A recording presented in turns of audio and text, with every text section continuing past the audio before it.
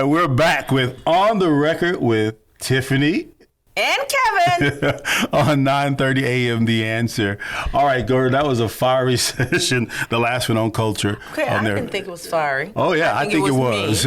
I'm normally the one who goes off on like that, but yeah. So we talk about that on the are there snowflakes on the conservative side? And yes, there are a lot of us out there.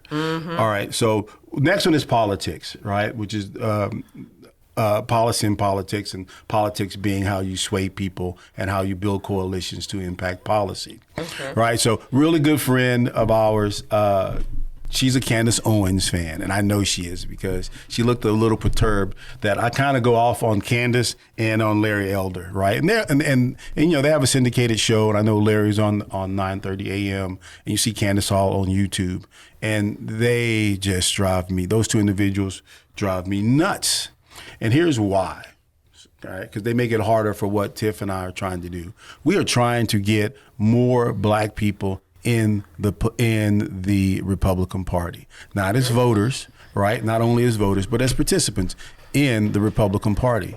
And the issue that when you say I am a black conservative, they put these two people, or they put these two Negroes is who they attach you with in their minds. That, oh my God, you're Candace Owens. I had no idea, Kevin. And they're like, hands up, right, really quick, right?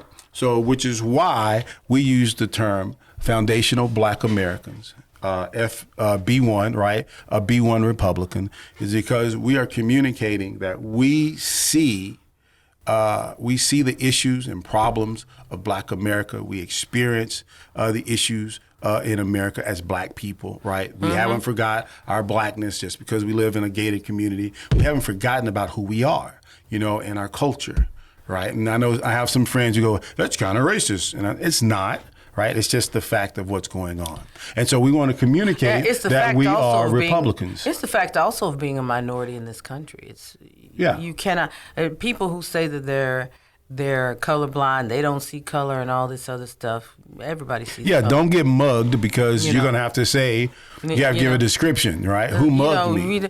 But you see color. Yeah. And to act like we're living our lives absent of being black.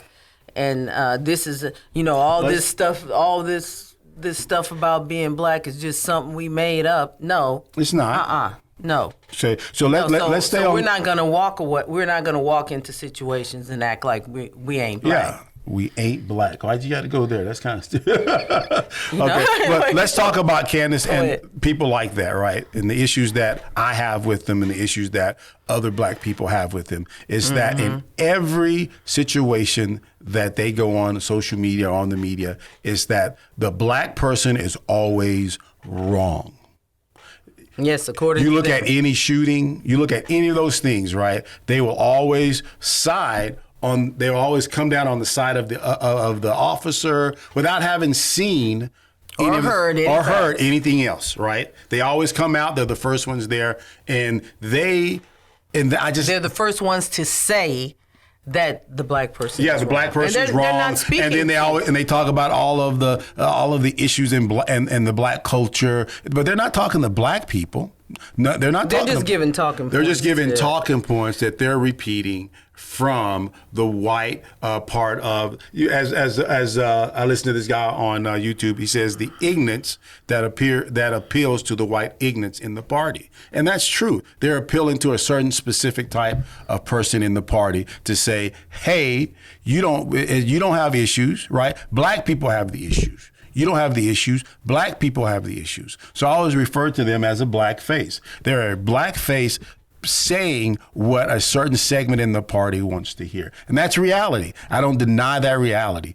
To say anything other than that is crazy. And we will never get black people into the Republican Party if I deny that. Or if you deny I will never roll like those two roll. Exactly. So, because I know that within the black community, there is reverence for the law. Mm-hmm. There is love for our children. Love for the country? Love for the country. There are no bigger patriots than us. Yeah, and I always say this. I'm going to say something controversial. Black Americans. Like, okay, what you going to say? Black Americans are the true patriots. We really are. We don't hold some myth about what America is. We know we've experienced the bad side of the policies in the country. Her scars. Yeah. We love country. her in spite. We love this nation in spite of ill will that's been done to us and policies that have gone against people in our category. And all kinds of infractions against us. And yet we still love the country. We still love this nation. Yeah. We still participate in this. We still have love for our brothers and sisters of every persuasion, Caucasian, Asian, every persuasion. And so I come at those two individuals because they make it difficult for us to win over black people into the Republican Party. And rarely have anything positive to say. Yeah, rarely. About the African American community. Like somehow black people when just. There are many things Tiffany, to talk about that are amazing within our community. Hold on, real quick. But it's somehow it's like they're saying something that black people don't get, like hard work, individualism, embracing of capitalism. Exactly, and we have always. As a people group, worked hard. Yeah, and so so to take statistical outliers and try to take statistical outliers and make that the face of the group and use black faces like theirs to lift that up and push that notion is disgusting to me, and it's despicable. Okay, so with that being said, right, and so we're just gonna be truthful here, right? So a friend of mine, we were talking about this, and he said, "And why the hell should I want to be a Republican?" Right? Mm-hmm. And so here's the why. They see this. So here's the why. As a black American, you should be a Republican, right? Is one to stamp stupid stuff like that out. One, here in Texas, that's what I say. The Republican Party. In a nice way. Here in Texas, the Republican Party is the winning party. It is. It's the party of winners. One, it's the party that's in power, right? So if you want a seat at the table of power, everybody's always talking about a seat at the table. You've got to go Team Red. Period. Right. That's first thing. Second thing is right. My personal experience and encounter with the leadership is that I've never met a group of people like that who they aren't racist. Now they do have some questions. They have some tendencies that I put some question marks on, right? But overall, as people, they want to bring in African Americans at the seat of power. But unfortunately, right, we have historically voted Democrat. Well, let's talk about seats. On that end. Because people talk about seats and tables. Now's the time for building the table. Now's the time for building that. Because there has not been a table built for African Americans within this party. And I say, let's build it. Let's build out who we are and what we stand for and what that will be within this party. And only we can do that. Only we can do that, not somebody else, not some talking head. Only real folks dealing with real issues. And that's where the word participation comes in. Yes. Come in, participate. You can only change something if you are a part of something. Yes. You can't change it from screaming from the outside, but you sure as heck can change it from pushing from the inside. Yeah, and so there are a lot of people who will take on the title B1, Black First, or from a black perspective, who are disgruntled with the Democratic Party, right? They're disgruntled with it, and so they're advocating don't vote at all. Well, that's stupid.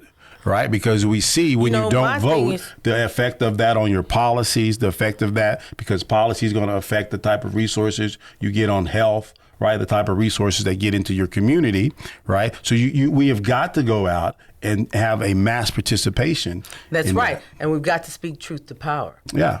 Since when do we just back down when somebody is trying to post up on us? You either going to post up. You say you black first, be black first. Yeah. Stand up and go walk straight up to the seat of power and say, this is what I want. Yeah. And this is what I will accept.